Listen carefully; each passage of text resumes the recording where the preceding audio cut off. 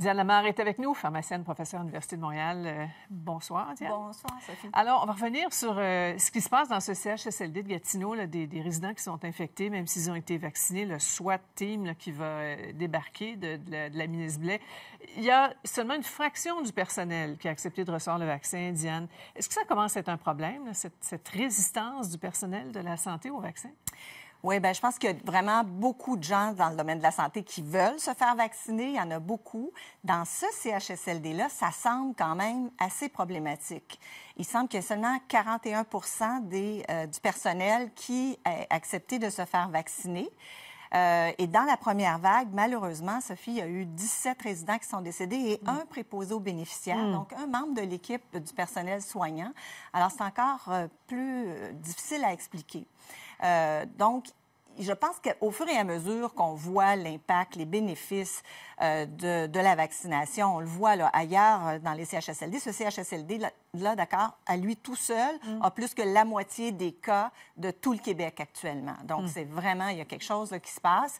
Alors, ça peut être aussi dans les mesures de prévention, de contrôle des infections, mais définitivement, il faut que les gens qui sont au contact, qui donnent des soins à ces patients très vulnérables, il faut qu'ils soient vaccinés. Parce que ça envoie vraiment un drôle de bizarre de signal à la population, là. Si les gens qui travaillent en santé refusent le vaccin, c'est...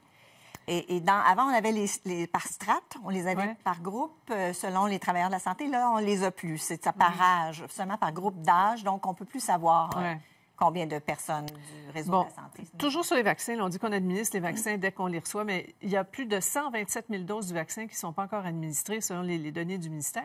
Oui, notre dernier arrivage date de mardi et avec ces doses-là, au total, au cumulatif, on avait 638 000 doses et en date d'hier, on en avait 510 000 données. Donc, à peine 18 000 hier, c'est trop peu. On en avait 16 000 au début de la semaine, 18 234. Avec ce qui nous reste, on va avoir un autre arrivage lundi. Donc, je donne, mettons, le 4e jour. Là, aujourd'hui, samedi, dimanche et lundi prochain. Il faudrait donner au moins 30 000 doses par jour pour vraiment utiliser le plus rapidement, protéger le plus rapidement les gens. C'est sûr qu'il y a des spécificités avec certains vaccins au niveau de la température, mais ça n'excuse pas qu'on donne pas le maximum des doses le plus vite possible. Vraiment accélérer.